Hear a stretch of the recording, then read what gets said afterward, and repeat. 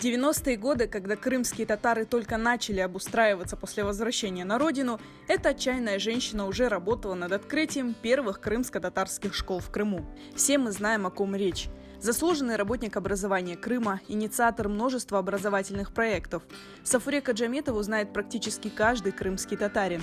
Она начинала свой путь как школьный учитель, а затем стала другом, соратником и защитником всех учителей.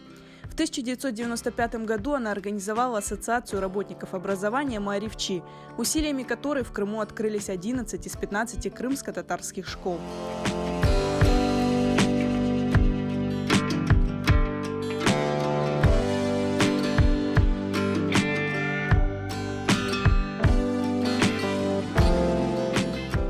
Преподавать Сафуре Оджа начала в 18 лет, хотя, признается, еще в детстве она знала, что свяжет свою жизнь с просвещением.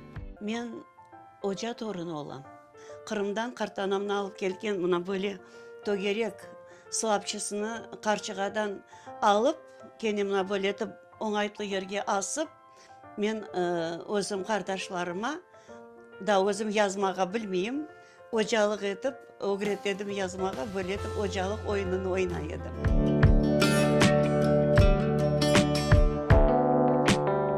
Работе школьным учителем Сафуре Оджа посвятила 25 лет жизни. Сначала была учителем начальных классов в Узбекистане, затем преподавала русский язык и литературу. Вернувшись на родину, работала учителем русского и крымско-татарского языков и литературы в школе села Рощино Джанкойского района.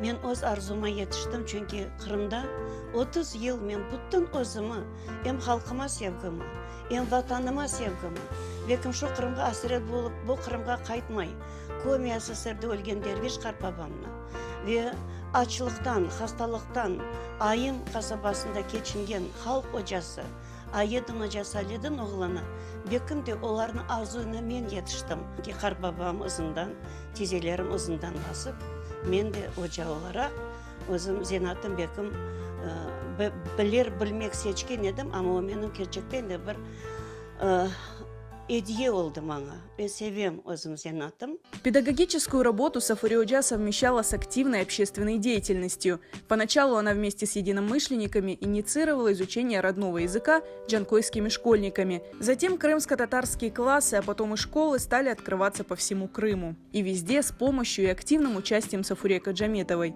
Настоящий лидер, дипломат, а также мудрый советчик и друг. Она вдохновляла своей целеустремленностью других. Ведь открытие первых национальных школ в 90-е годы давалось непросто. Бұл қадын мені өз дүния бақышының кеңлігінен, өзінің ақыл ферасетінен, тіл байлығынан айретте қалдырайды дайыма. Мен оны асылында деймін ки бір шу ватан қызы. Девріміздің 100 жылда бір доған қызларından, адамларından бірі. Біздер Қырым татар ожалары чешет түрлі қарсамбаларға оғыра едік. Өз ішімізде мүдірлеріміз тарафтан ве илахре. Onun için Сафуре Оджа Каджаметова daima бізге ярдымда болынайды. Егер де оның янына бірде-бір ожа келсе, өз демек фікірлерінен, о daima doğru yol öğretip, өзі де Оге çıkıp, demek şu vaziyetini çözmeye tırışır еді. Сафуре Каджаметова трижды избиралась делегатом Курултая, была депутатом Крымского парламента, где всегда поднимала важные для народа вопросы. Kırım Tatar tiline de devlet statusu verilsin de biz pek küreştik.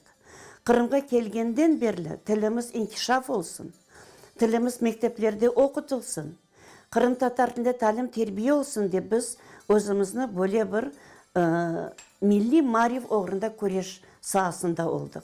Buna böyle de bütün benim ömrüm milli marif ve milli hareket, milli halkımızın milli azatlık hareketinden bağlanıp geldi bu gün gece. Более полувека Сафуре Каджаметова посвятила просвещению, национальному образованию и крымско-татарскому языку.